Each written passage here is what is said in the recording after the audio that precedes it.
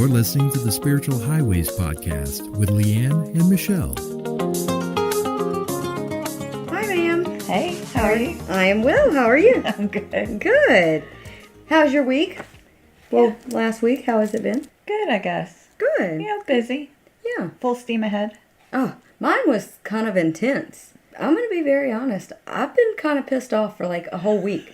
Like, You've had a little rage. yeah, that's exactly what I was about to say. Is not just being pissed off, like in a rage.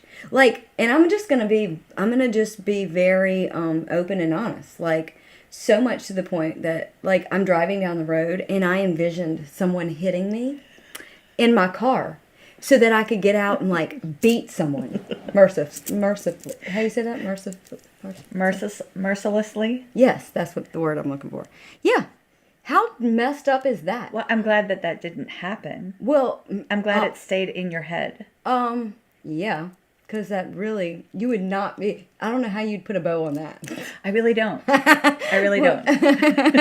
But yeah, I mean, it was, when I started this yoga teacher training thing, teacher told us, that it's going to pull out things that you never would have thought that you haven't dealt with. And she was not kidding. I even called her. I'm like, okay, I don't know. You've pulled out something that probably should have stayed dormant forever. We need to cap this genie. Yeah. Yeah. How do you put that back? So she said, no, you just have to work through it and be patient. Of course, I was doing everything that was easy. And so I did learn the big lesson. One of them that I learned from this was, if you're avoiding doing it, it's probably because that's what you should be doing. So it was much easier to work on a yoga pose than to do like the yoga, like deep meditative work that was required.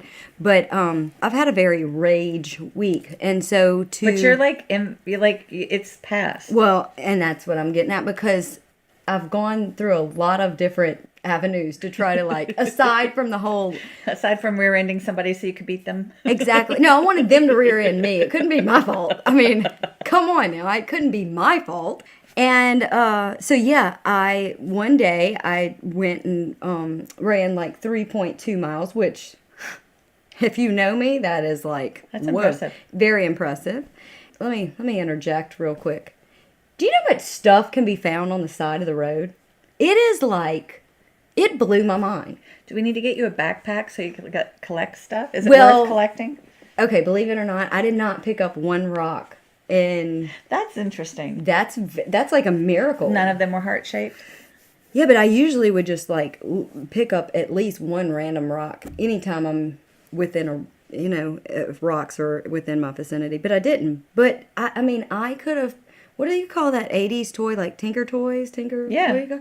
Or, yeah. I don't know. Like, I could have completely constructed a whole, building set with the amount of screws and metal. Erector set. Erector set. That's it. That's what it was. I think I could have found a whole... One day I'm going to go and just collect all these things. I may need a wagon. But I'm quite sure that I can either make at least $20 from the recycle place, or I can erect some... Hey, not too shabby for a 3-mile run. Right. I found somebody's driver's license. I found a lost soul. I mean... You find those all the time. Yeah, but this one was just the soul. I'm like... Wait. How does one lose just the sole of your shoe? Not even the whole of your shoe. Yes. I'm like, there's soles around you all the time. Yes. What are you talking about? No, this sole was... He didn't talk back. This one did not talk back. This one belonged to a shoe. Exactly. But it was only like the heel of it. And I'm going... How does Where's that the happen? story on this one? Yeah, I needed the story, but I mean that I was so intrigued that I don't know. It's very adventurous. I'm gonna have to do that more often. Not so much for the exercise, because I'm like, yeah, I'm over it. That I like feeling better. Yeah. I was trying to. That was me avoiding. So, anyways, back to my how to deal with my rage. So that did help.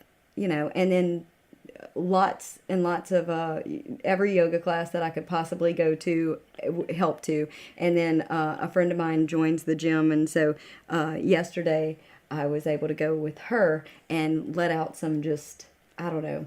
Really? Are you the person screaming when they lift the weights? No, I'm not that dramatic, because I'm like, I don't need to draw any more attention than my crazy, but already, although spirit, like, there must be something when people are, I guess, because people that are working out, like, you're focused, I'm not worried about anybody else.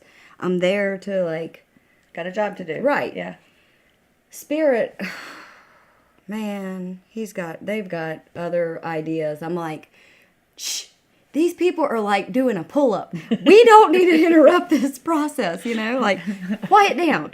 Or, I'm not going to go and interrupt the guy that's on the treadmill and he's like on his 4th mile and he's sweating buckshots and he's also watching Ellen on TV. I'm not going to go interrupt that, not for any, you've got to really bring in the big gun. So, I quickly, once Spirit started to cause a ruckus. Hey, we got some work here. Yeah.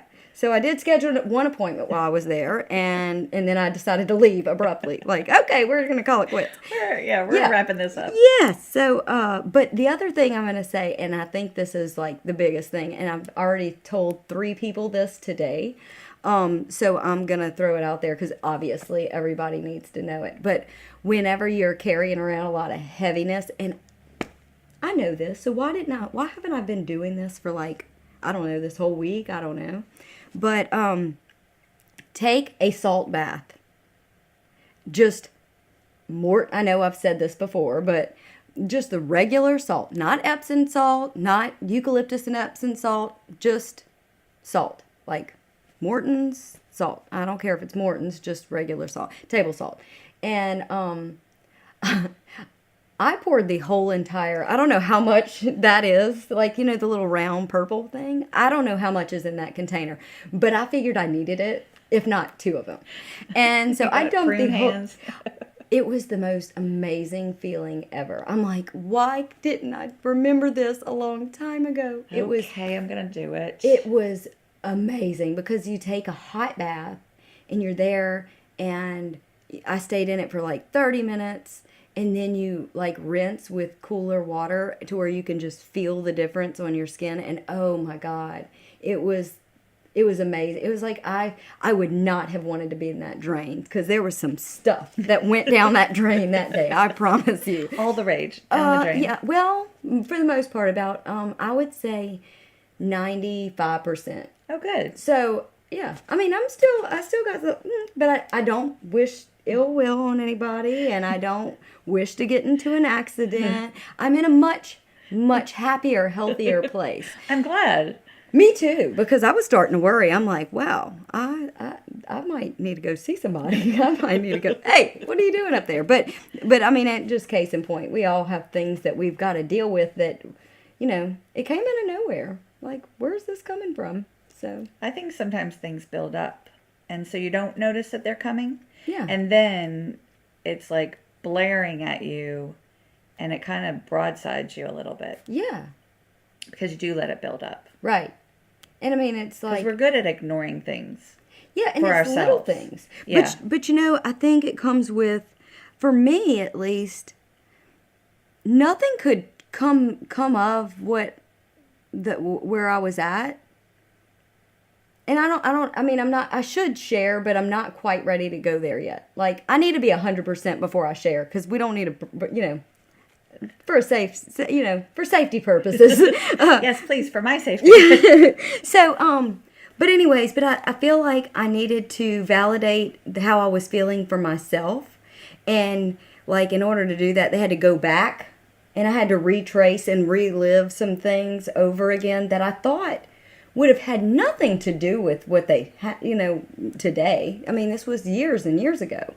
And, but I think the big lesson, at least for me, was that those situations needed to be validated in order for me to acknowledge them and accept them and move on. And although I don't want to use my own personal, issues with that at this moment, I mean, thinking back, I mean, I can't tell you how many messages have had that similar lesson that behind theme. it. Yes, absolutely. Whether it be, recently I gave One of the messages that I gave was about a gentleman. It was a father figure who had, as a child, experienced a lot of he never could live up to the expectations of his family and of his parents. And so what happened is that he grew up and had children of his own. He began to abandon them and leave and not really be present at all in their life. But what it stemmed from, the lesson, was that he didn't know how. And once he was fine until there was expectations. Once he felt pressure from, oh, someone's expecting me to be XYZ, or someone's expecting me to be this dad or this husband, it's like he shut down completely and took off because he couldn't handle it and not understanding why, Interesting enough, it wasn't until he's at a time in his life where he's very close to near the end of his life, where he can no longer run, that that he's having to learn this lesson.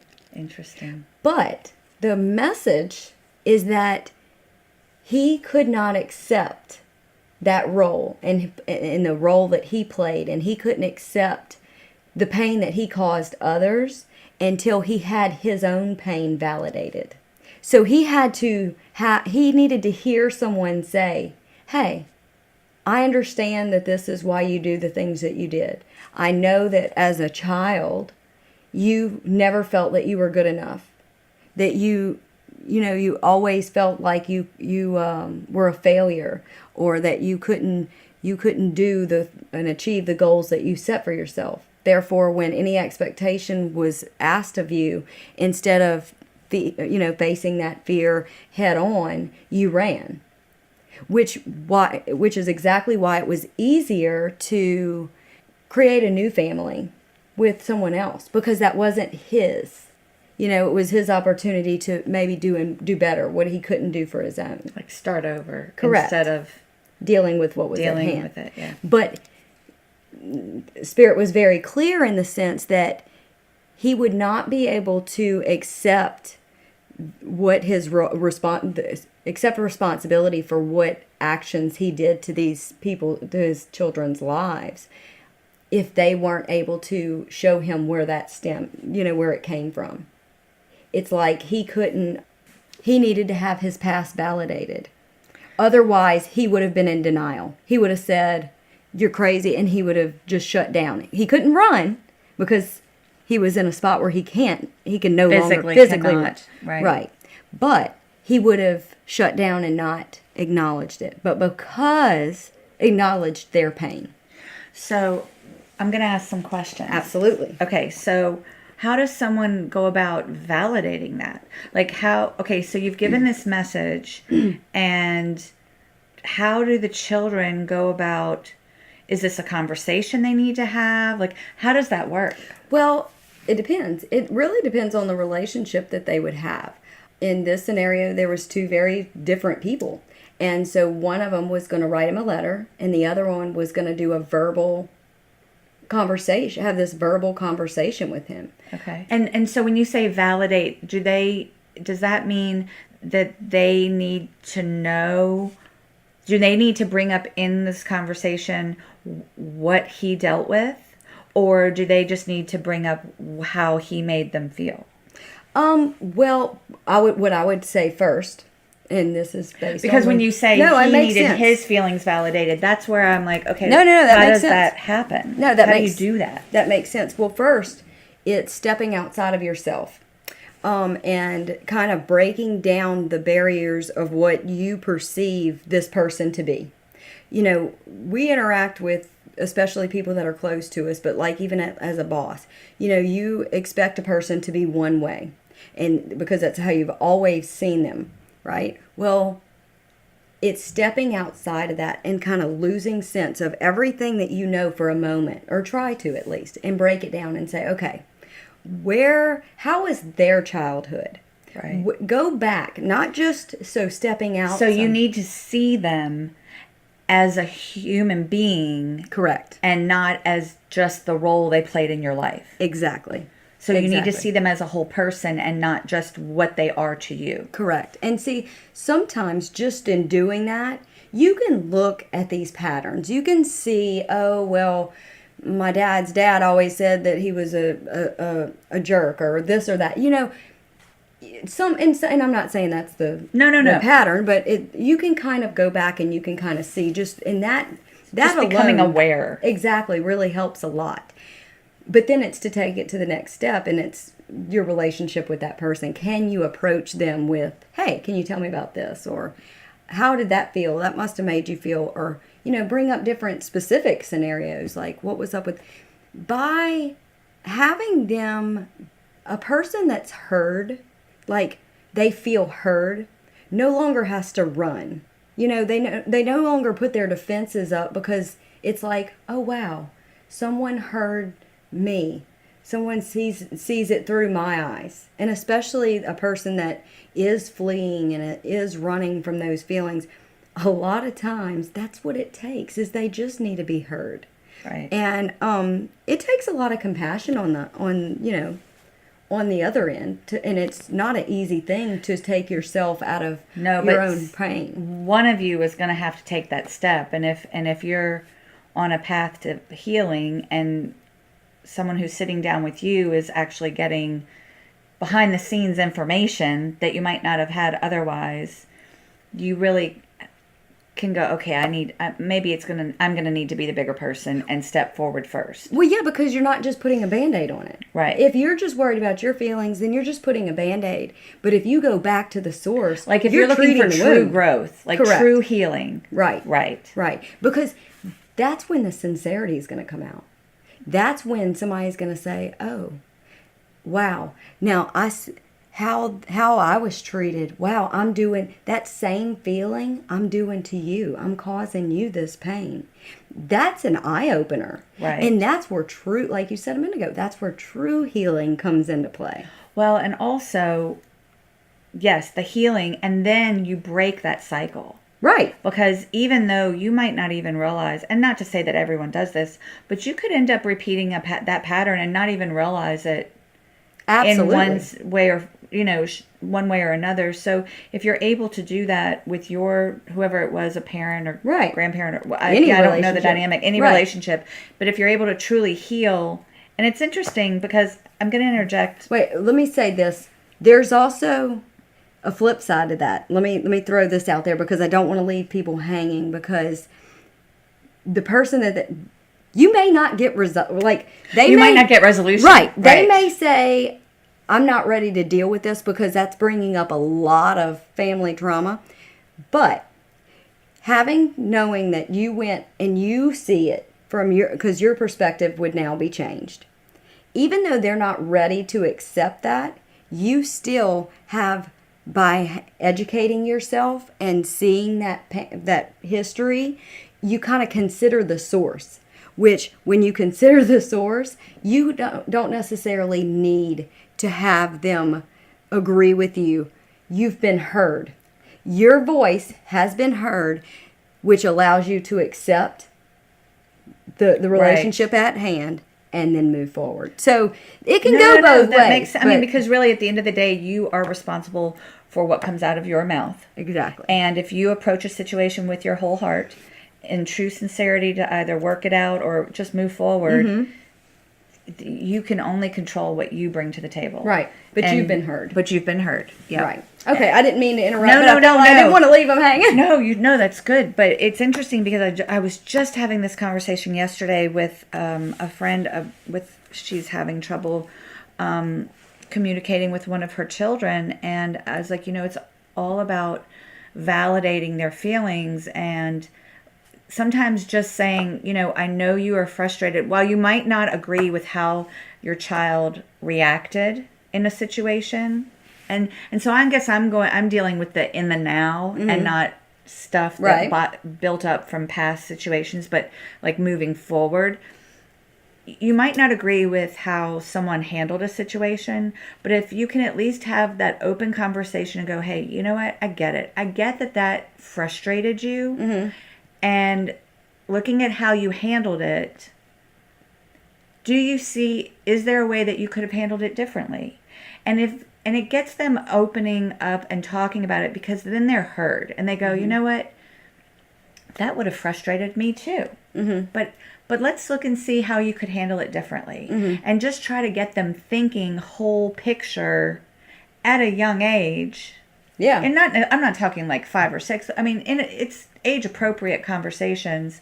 But when they're a little older and a little more self-aware, sometimes with kids or family members, I mean, spouse, parent, whatever, and be like, hey, I get that this frustrated you, but how could you have handled it differently? How do you think I could have handled it differently? Like, let's have an honest conversation. I'm not going to hold on to how I reacted so tightly that I might not listen to how do you think I should have handled it? How would you have liked to have seen me handle it? Hey, that's a lesson I'm still learning. Me too, which Yeah. is why I'm bringing it up. I mean, I learn this consistently. I mean, and sometimes I don't go, how would you have liked me to handle it? I'm like, well, that's the way I reacted, so deal with it. That's right. But I'm just saying, in the truly healing moments, the moments that I personally can look back on is when I was humble enough to go, okay, what could I have done differently? And, and at least hear the other person in the situation. I might not have done it differently, but at least hear how they might have liked to have heard me react, or the words they wished I would have said, or whatever. Oh, yeah. It's just so that you don't, I guess, growing, you hope that you don't create that situation with family members that you have to wait until you're, well, it's can't run from it, Well, it's learning in the moment, I guess. Right. Well, and it's, you said the interesting word to me was, humble yourself, because I gave a reading, it's been a long time. For whatever reason, it just triggered my memory. It was from a mother and to her child. The person I was giving the message to, it seeming like it was so minuscule. She had, it was something she already knew about. Like, she had acknowledged, I'm sorry, it's just now coming up. And it's like I'm sorting through, but there was a fight within the family.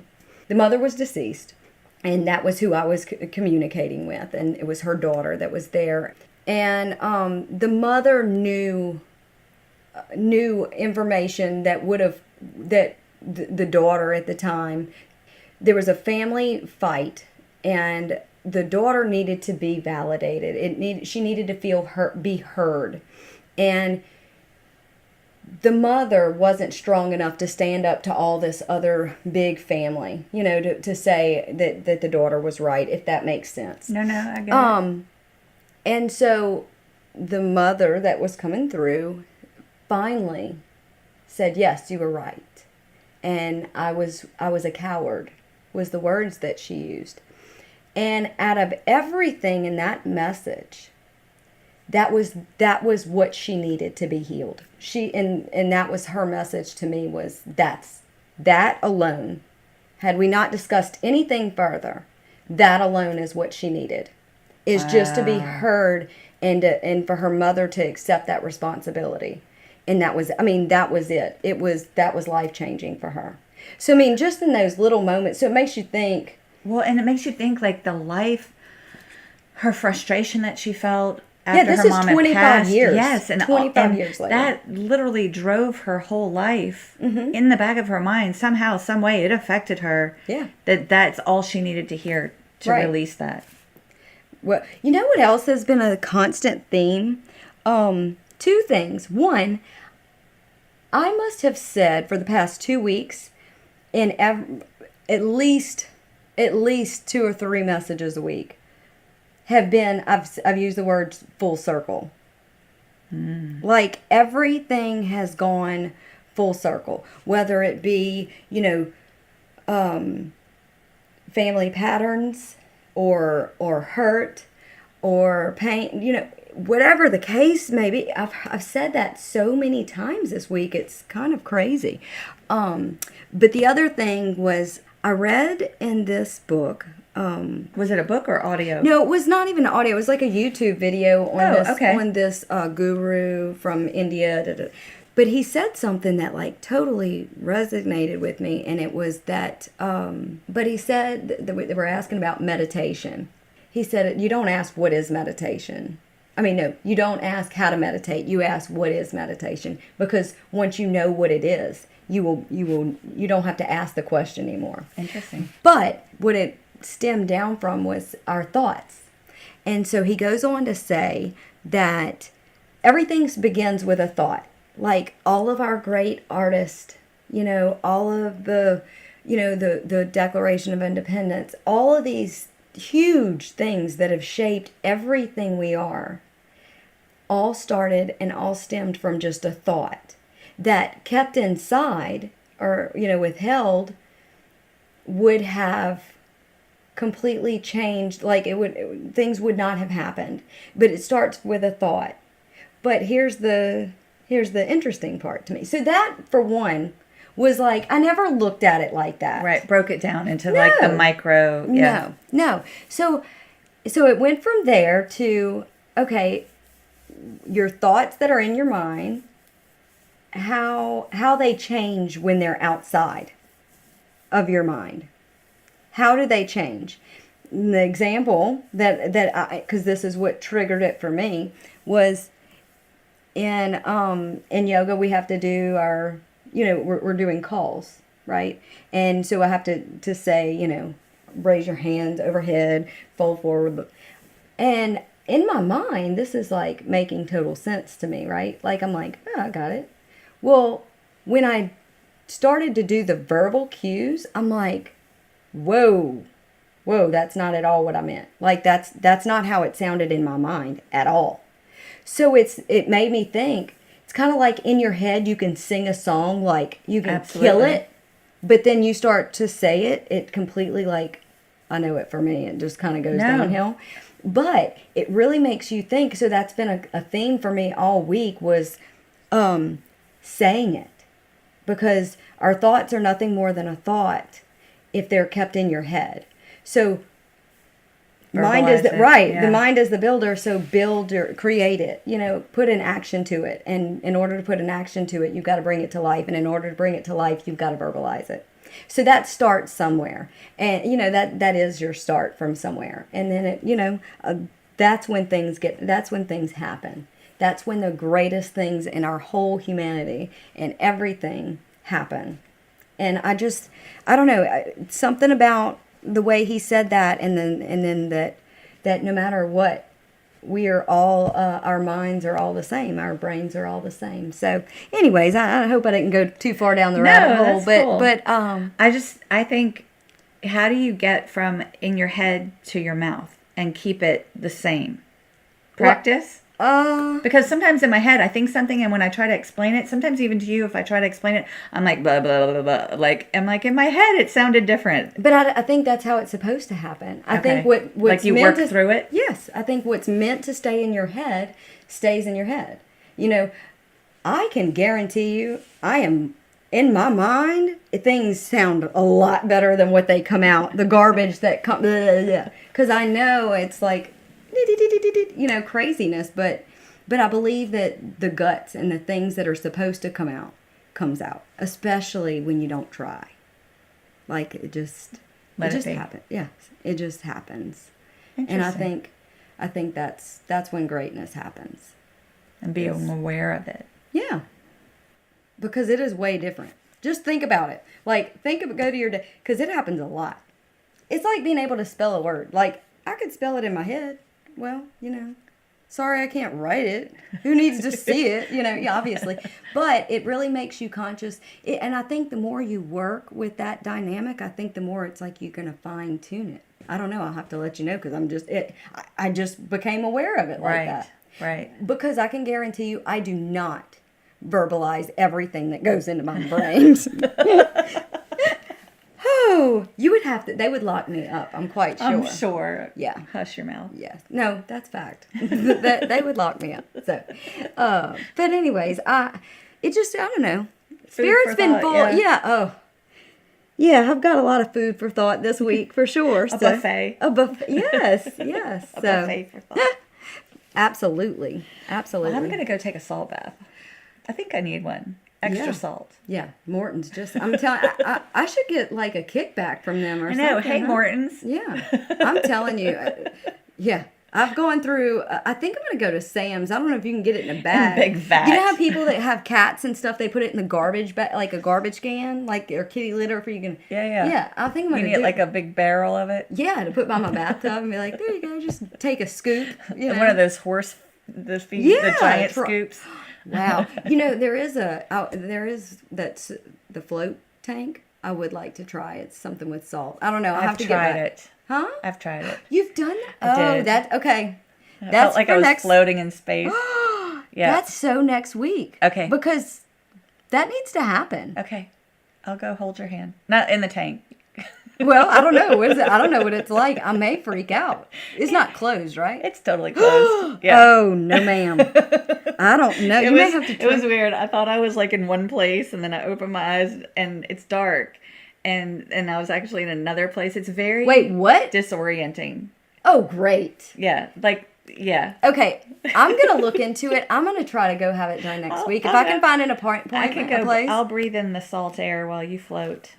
You've got to bring in. Wait, but is it breathing in my funky No. salt air?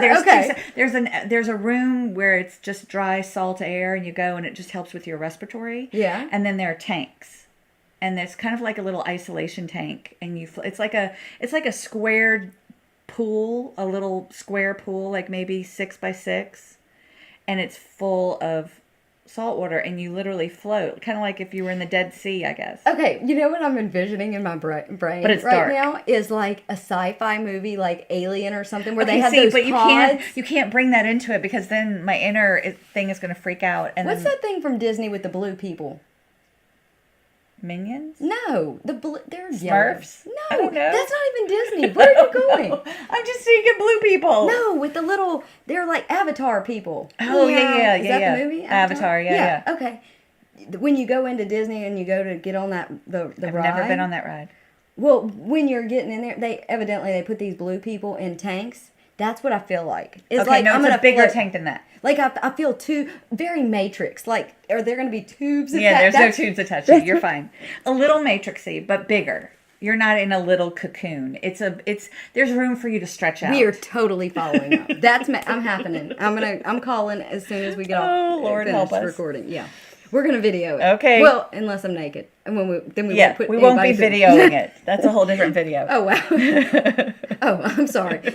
That's the explicit spiritual highways triple X edition. Yeah. Not happening. Not so much.